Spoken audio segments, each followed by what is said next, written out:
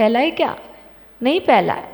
तन पर कपड़े कैसे भी हों, रहने के लिए महल ना सही, घास फूस की कोठरी में रह लिए, लेकिन कभी भी अपने मित्र कृष्ण नारायण के सामने कभी भी ये नहीं कहा मैं परेशान हूं, मैं परेशान हूं। कहा क्या?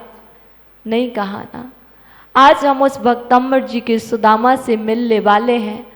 जीवन वैसा ही है, लेकिन हम और आप ऐसे सुदामा हैं, जब आए तब अपनी बात कहने लग जाते हैं। यदि हम कृष्ण और सुदामा का वह चरित्र देखते हैं, उनसे मिलते हैं, तो उनसे हमें शिक्षा तो लेनी चाहिए। मित्रता मात्र हाथ से हाथ मिला लेने का नाम मित्रता नहीं है। हृदय से हृदय को मिला लेने का नाम मित्रता नहीं है। मित्रता तो वह होती है जो सदा साथ निभाई जाती है, चाहे कष्ट में हो तब भी, जब इष्ट की प्राप्ति हो तब भी।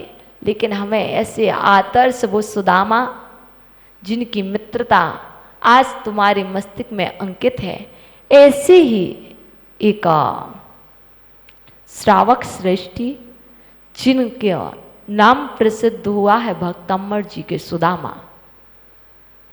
जो भक्तम्बर के सुदामा थे वह कोई और नहीं, एक व्यक्ति था, सेठ। उसके शरीर पर कहने के लिए कपड़े भी फटे टूटे। जैसे आप आजकल रोड पर देखते हैं बहुत सारे भिखारी गण घूमते हैं तन पर फटे हुए कपड़े, ऐसे ही एक व्यक्ति था, जैन व्यक्ति, उसके तन पर फटे हुए कपड़े, रहने के लिए कुछ भी नहीं था। तो नगर से बाहर जाकर के, समाज से बाहर जाकर के उसने घास फूस की एक कोठरी बनाई थी और उस कोठरी में रहता था, उस झोपड़ी में रहता था और अपने जीवन का यापन करता था। सोचिए, विचार कीजिए। और जब बारिश होती थी तो उस झोपड़ी में पानी भर जाता था, और जब दोपहर का सूर्य निकलता था तो वह शरीर को जलाने लगता, तो वह सूर्य, ऐसे वह श्रावक रत्न उस झोपड़ी में अपना जीवन व्यतीत कर रहा। अकेला नहीं, उसकी पत्नी भी है साथ में। सोचिए, विचार कीजिए, क्या उसका कोई मित्र नहीं होगा? होगा। क्या मित्र मदद नहीं करता होगा? करता होगा। क्या मित्र के अंदर में विचार नहीं आते होंगे? आते होंगे। देखो, मित्र है, मित्र के अंदर तभी विचार मदद करने के हो सकते हैं जब वो सामने वाले का पुण्य होगा। जब तक सामने वाले जीव का पुण्य नहीं है, उसका अशुभ कर्म का योग है, तब तक मित्र मदद नहीं करेगा। और वह जीव उसी कोठरी में रह रहा है, अपना जीवन व्यतीत कर रहा है। और खाने के लिए आपको बता दो तो उसके घर में अनाज का ये कण भी नहीं था। सोचिए कैसे भोजन करता होगा। कहीं किसी के बर्तन साफ करता, तो कहीं किसके यहाँ कुछ काम करता। जो भी उन प्लेटों में जो हम और आप छोड़ देते हैं, उससे जो अन्न की जूठन के कण को भोजन में जो मिलता था, उससे अपना जीवन यापन कर रहा है। वो भी तो रोता होगा, बिलखता होगा? नहीं, वो भक्तम्बर का सुदामा था। सुदामा बिलखता नहीं है, सुदामा रोता नहीं है, बिलखता नहीं है। सुदामा तो आनंद से जीवन यापन करता है, क्योंकि विचार करता है मेरा ही तो कर्म है, मेरा ही तो पाप कर्म है, मेरा ही तो ये अशुभ कर्म है। मैंने किसी न किसी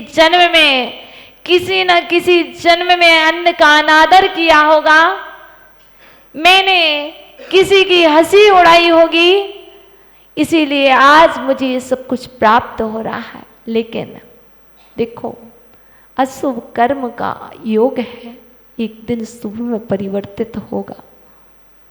कष्ट है तो इष्ट मिलेगा, पीड़ा है तो पीड़ा दूर होगी, रोग है तो निरोगी होगे, और निरोगी हो तो रोगी भी होगे। ये बात हमेशा समझना। आज अमीर हो तो कल निर्धन भी होगे। जैसा तुम कार्य करोगे वैसा तुम्हारे जीवन में होगा। सुदामा जी, भक्तम्बर जी के सुदामा जी देख रहे हैं, अपना जीवन यापन कर रहे हैं। होता क्या है, एक दिन एक दिगंबर मुनिराज दिख जाते हैं।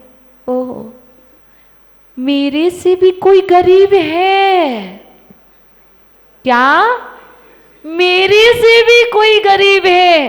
देखो तो मेरे ऊपर तो कोई कपड़े हैं ही, मेरे पास तो रहने के लिए ये घास फूस की कोठरी है ही। ओ, इनके तो तन पर कपड़े भी नहीं। देखो तो ये रोडपति रोड पर घूम रहे हैं। ओहो, मैं क्या सोच रहा था कि मेरे से दुर्भागा कोई होगा नहीं, मेरे से अभागा कोई नहीं होगा। ओहो, मेरी बुद्धि तो देखो। लेकिन ना, इनके पीछे पब्लिक क्यों दौड़ रही है? ये इतने गरीब हैं, इनकी तन पर कपड़े नहीं हैं, इनके पैर में चप्पल नहीं है, इनके हाथ में झाड़ू है, फिर भी इनके पीछे इतने सारे लोग क्यों चल रहे हैं? चलो मैं भी जाकर के देखता हूं आखिर राज क्या है। ओहो, मैं भी जाकर के बैठ जाऊंगा। गया, देखा। मैं उनसे बात तो कुछ नहीं करूंगा, पर मैं जाकर के देखूंगा। सुदामा जी गए हैं, भक्तम्बर जी के सुदामा, पता नहीं कौन से हैं यहाँ पे सुदामा, ऐसे गए हुए हैं और बैठ गए हैं, विचार कर रहे ये करते क्या है जो इनके पीछे इतनी पब्लिक दौड़ रही है।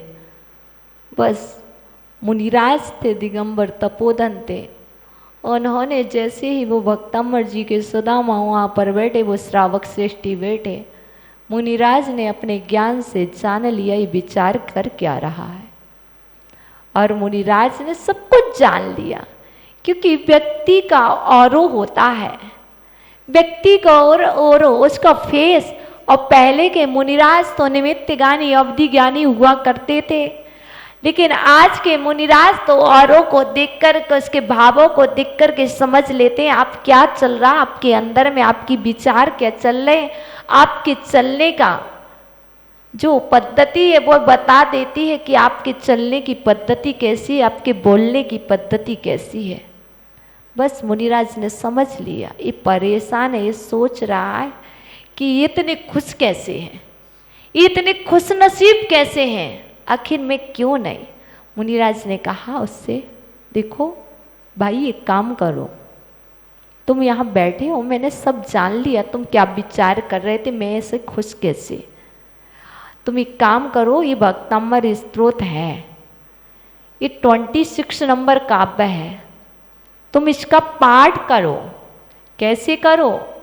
महाराज ने पद्धति बताई, क्योंकि तुम्हारी जो पीड़ा है, तुम्हारा अभी तक अशुभ कर्म का योग था, आज तुम्हारा वह अशुभ कर्म का योग सुबह में परिवर्तित होने वाला है। आज तक तुम्हारे अंदर में जो पीड़ा थी, आज उस पीड़ा का निवारण होने वाला है। आज तक तुम्हारे पास जो दुख था वह दुख सुख में परिवर्तित होने वाला है। आज तक तुम्हारे पास जो कष्ट था वह कष्ट इष्ट में परिवर्तित होने वाला है। तुम एक काम करो भाई, लो इस भक्तम्बर स्तोत्र के 26 नंबर काव्य का पाठ करो, इस रिद्धि को जपो, इस मंत्र को जपो और इसकी साधना करो। तुम इतनी साधना करते हो, बहुत सारे उपवास करते हो, बहुत सारी साधना करते हो, तुम भूखे तो रहते ही हो, तो तुम सब कुछ करते हो। तुम एक काम करो, आज से साधना प्रारंभ कर दो, सिर्फ 12,000 बार, सिर्फ मात्र ओनली। देखो, आप पैसे तो बहुत गिनते हो, 12 करोड़ भी गिन लेते हो, 12 लाख भी एक दिन में गिन लेते हो। मात्र तुम्हें कुछ नहीं करना है, तुम 12,000 कदम भी चल लेते हो, तुम 12,000 दिन भी व्यतीत कर देते हो, लेकिन तुम्हारे लिए सिर्फ 12,000 बार इस 26 नंबर काव्य को रिद्धि मंत्र सहित पढ़ना है।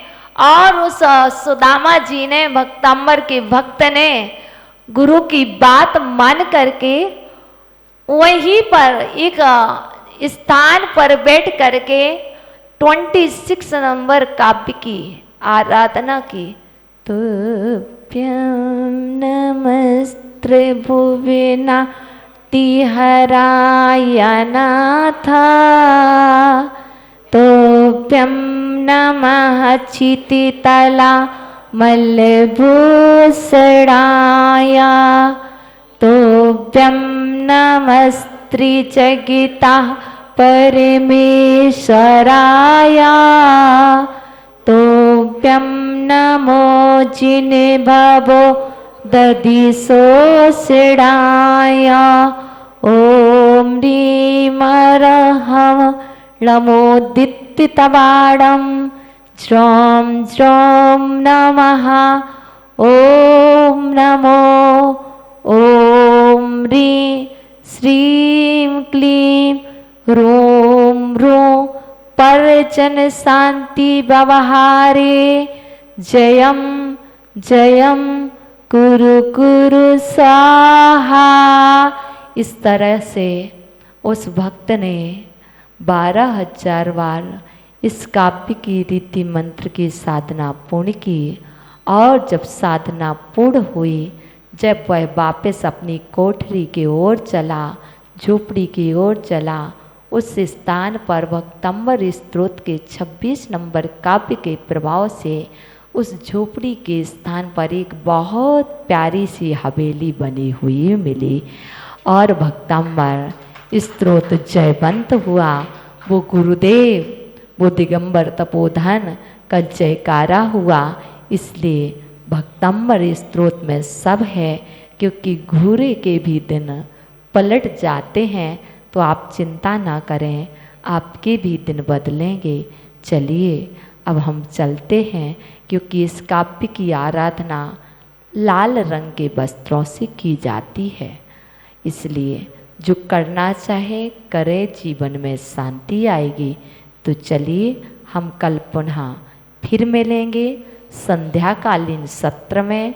अभी जैन भूगोल नहीं चल रहा है, अभी नई नई टॉपिक स्वाध्याय चलेगा। आपकी जो जिज्ञासाएं होंगी उन जिज्ञासाओं का समाधान होगा। तो चलिए परमात्मा से निवेदन कर लो, पुनः बुलाना भूल न जाना, सपनों में आना, जैसे भी हो हमको अपने दर पर ले आना। तेरे दर पर ऐसा लगता जो अपना घर हो, मेरा अंतिम मरण समाधि तेरे दर पर हो। हे भगवान, यदि मुझसे प्रमादवश कोई असुंदर चेष्टा हो गई हो, तो इस जिनालय में निवास करने वाले वीतरागी प्रभु मेरे समस्त अपराधों को क्षमा करें, क्षमा करें, सद्बुद्धि दें।